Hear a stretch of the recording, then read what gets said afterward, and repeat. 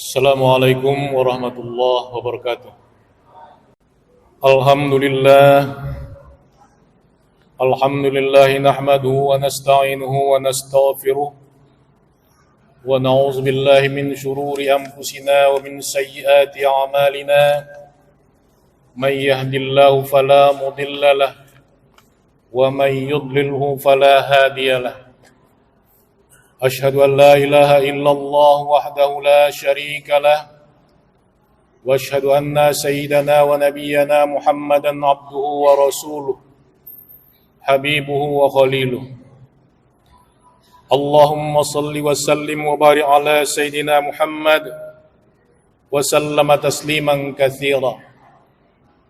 أما بعد فيا عباد الله أوصيكم وإياي بتقوى الله وطاعته لعلكم تفلحون. قال تعالى في القرآن الكريم: أعوذ بالله من الشيطان الرجيم. بسم الله الرحمن الرحيم. له معقبات من بين يديه ومن خلفه يحفظونه من أمر الله Inna Allah la yughayyiru ma biqaumin hatta yughayyiru ma bi anfusihim.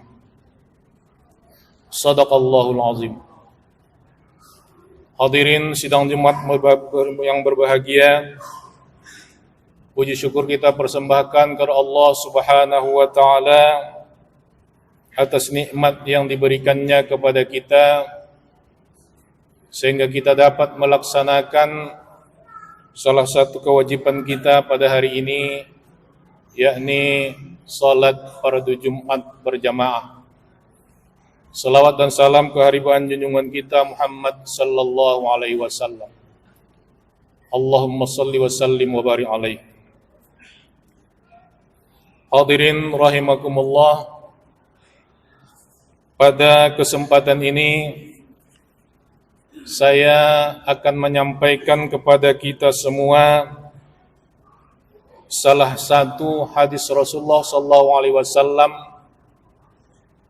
yang ketika itu dia menasihati salah seorang yang usianya masih muda, namanya Abdullah ibnu Abbas.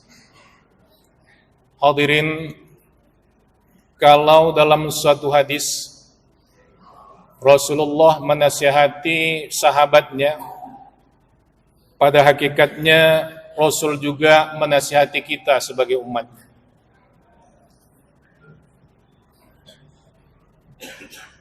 Yang pertama, ya ghulam, hai anak. Karena Abdullah ibnu Abbas waktu itu masih muda belia, maka Rasul memanggilnya dengan sebutan anak. Ya ghulam, inni u'allimuka kalimat. Hai anak, saya akan mengajarimu beberapa nasihat, beberapa kalimat. Nasihat yang pertama, ihfazillah yahfazka. Ihfazillah tajiduhu tujahaka.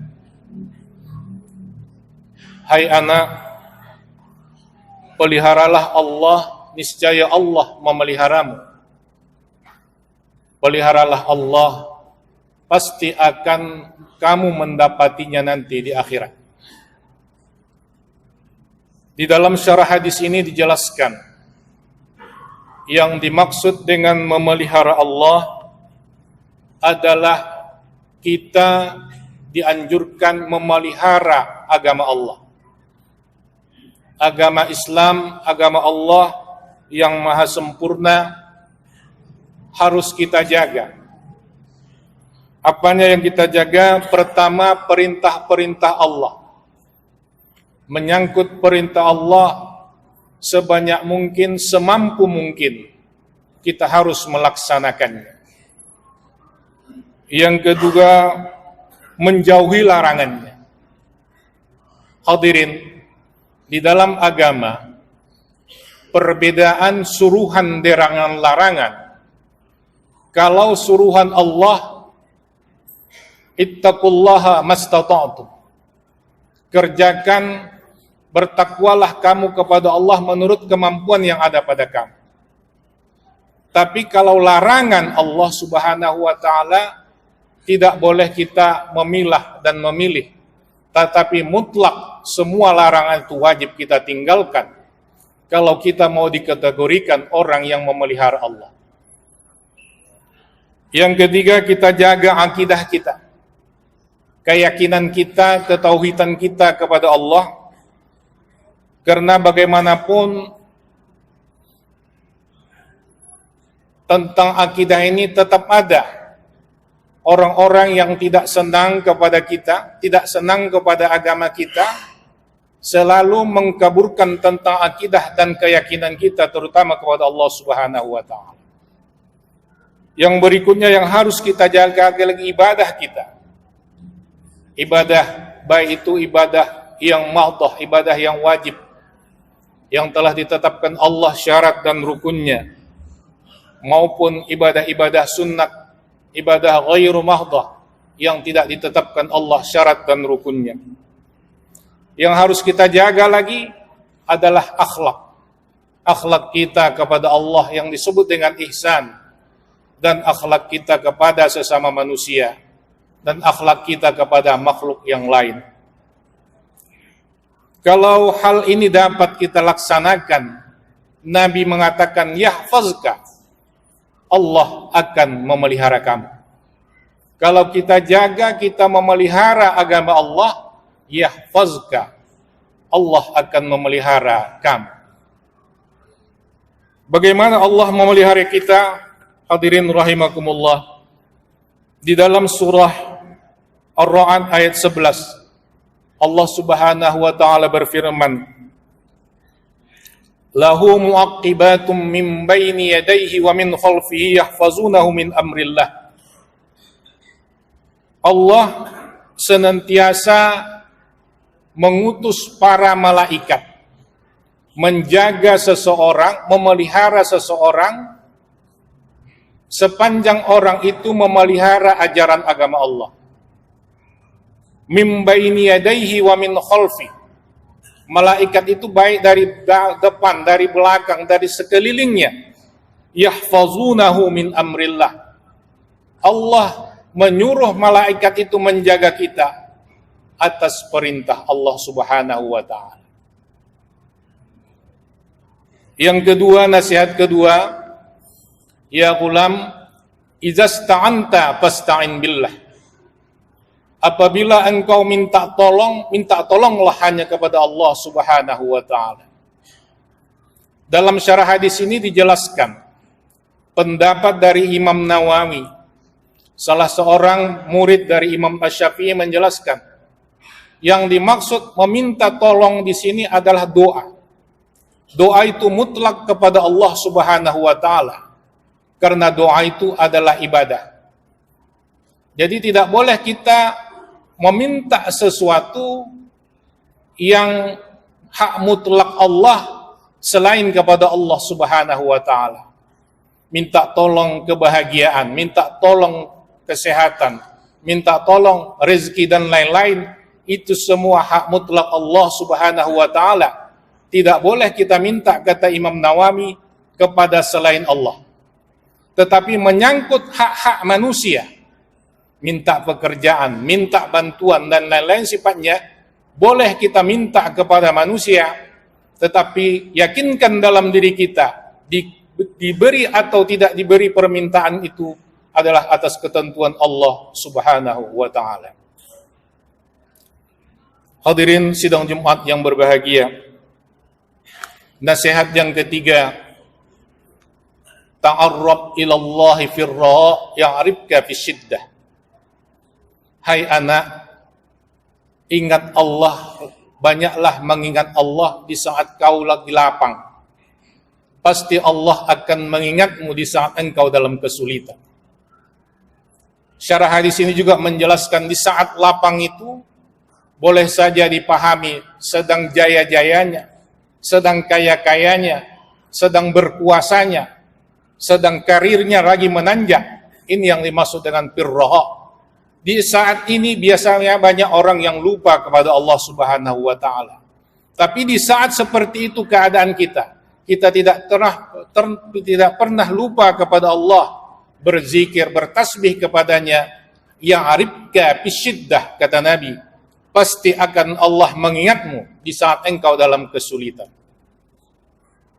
Hadirin sidang Jumat yang berbahagia, menyangkut hal ini di dalam Al-Quran ada dikisahkan kisah Nabi Yunus alaihissalam. Nabi Yunus ini semasa hidupnya selalu bagaimanapun keadaannya, satu saat pun dia tidak pernah lupa kepada Allah Subhanahu wa taala.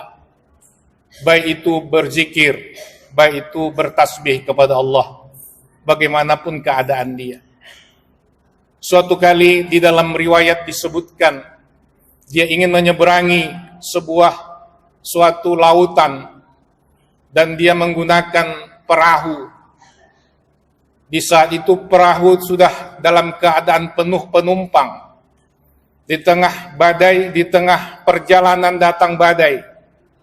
Badai itu menggoncang perahu dengan segala penumpangnya. Maka perahu hampir saja tenggelam.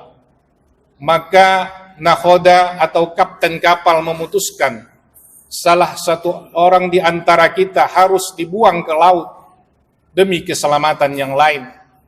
Diadakan undian sampai 3 kali. Tetap Nabi Yunus yang terpilih untuk dibuang ke laut. Padahal penumpang lainnya mengakui bahwa Yunus jangan sampai dikorbankan karena dia adalah orang yang baik. Tetapi Yunus mengatakan, kalau itu ketentuannya, silakan dibuangkan saya ke laut demi keselamatan yang lain. Dibuanglah Nabi Yunus ke laut, terus diterkam oleh seekor ikan yang besar. Tetapi Nabi Yunus tidak dimakannya. Bernapas ikan itu, bernapaslah Nabi Yunus. Hadirin rahimakumullah, kalau tidak sekiranya Al-Quran yang mengkisahkan ini, kita tak mungkin percaya. Tetapi karena Al-Quran menulis ini, memfirmankan ini, maka kita wajib percaya adanya.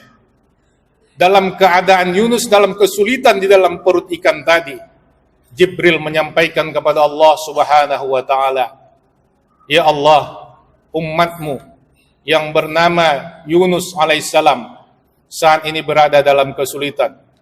Ya Allah, lepaskan dia dari kesulitan itu."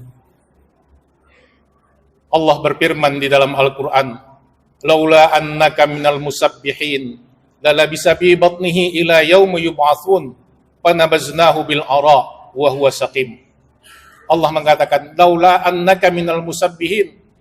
Kalau tidak sekiranya waktu senang-senangnya, waktu jaya-jayanya, Yunus itu selalu bertasbih, musabbihin, selalu bertasbih kepadaku, selalu berzikir kepadaku, kata Allah, "Lalabisa fi batnihi ila yaumi yub'atsun." Pasti kami jadikan perut ikan itu menjadi kuburannya sampai hari kiamat. Tetapi karena Yunus dalam keadaan sesenang apapun, dia tidak pernah berlupa berzikir, bertasbih kepada Allah Subhanahu wa taala. Panabaznahu bil ara wa huwa saqim. Allah kembali mentakdirkan ikan itu memuntahkan kepala Nabi Yunus alaihissalam di suatu pantai yang luas dalam keadaan lemah, tapi masih bisa hidup. Inilah hadirin rahimakumullah, kisah yang dicontohkan Allah di dalam Al-Quran, bahwa bagaimanapun keadaan kita, sesenang apapun kita, sejaya apapun kita, jangan lupa berzikir, bertasbih kepada Allah Subhanahu wa taala. Karena di suatu saat kita akan mengalami kesulitan, di saat itulah Allah melepaskan kita dari kesulitan itu. Hadirin sidang Jumat yang berbahagia, mudah-mudahan ketiga nasihat Rasul kepada Abdullah bin Abbas yang pada hakikatnya menasihati kita semua sebagai umatnya, jadikan ini sebagai pedoman dalam hidup kita, sehingga melalui 3 nasihat ini, insya Allah di sisa hidup kita yang masih ada, dapat kita amalkan, kita lakukan, kita ikuti dengan sebaik-baiknya. Barakallahu li wa lakum bil Qur'anil azim, wa nafa'ani wa iyyakum bima fihi minal ayati wa zikril hakim. وتقبل مني ومنكم تلاوته إنه هو الغفور الرحيم. أقول قولي هذا واستغفر الله لي ولكم ولسائر المسلمين والمسلمات والمؤمنين والمؤمنات فاستغفروه فيا فوز المستغفرين ويا نجاة التائبين. الحمد لله الذي فضل يوم الجمعة على سائر الأيام الأسبوع واختصه بساعة الدعاء فيها مجاب مسموع. أشهد أن لا إله إلا الله وحده لا شريك له وأشهد أن سيدنا ونبينا محمدا عبده ورسوله حبيبه وخليله.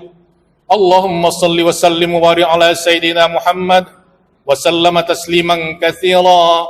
أما بعد فيا عباد الله اتقوا الله حق تقاته ولا تموتن إلا وأنتم مسلمون واعلموا أن الله أمركم أمرا عميما وبدأ بنفسه تعليما وقال جل جلاله عليما إن الله ملائكته يصلون على النبي يا أيها الذين آمنوا صلوا عليه وسلموا تسليما. اللهم صل على سيدنا محمد وعلى آل سيدنا محمد كما صليت وسلمت وباركت على سيدنا إبراهيم وعلى آل سيدنا إبراهيم في العالمين إنك حميد مجيد. وارض اللهم عن الخلفاء الأربعة سيدنا أبي بكر وعمر وعثمان وعلي وعن كل الصحابة والتابعين وتابع التابعين ومن تبعهم بإحسان إلى يوم الدين وعلينا معهم برحمتك يا أرحم الراحمين. اللهم اغفر للمسلمين والمسلمات والمؤمنين والمؤمنات الأحياء منهم والأموات إنك سميع قريب مجيب الدعوات ويا قاضي الحاجات. ربنا ظلمنا أنفسنا وإن لم تغفر لنا وترحمنا لنكونن من الخاسرين. ربنا آتنا في الدنيا حسنة وفي الآخرة حسنة وقنا عذاب النار. عباد الله إن الله يأمر بالعدل والإحسان وإيتاء ذي القربى وينهى عن الفحشاء والمنكر والبغي يعظكم لعلكم تذكرون. فاذكروا الله العظيم يذكركم وادعوه يستجب لكم ولذكر الله أكبر.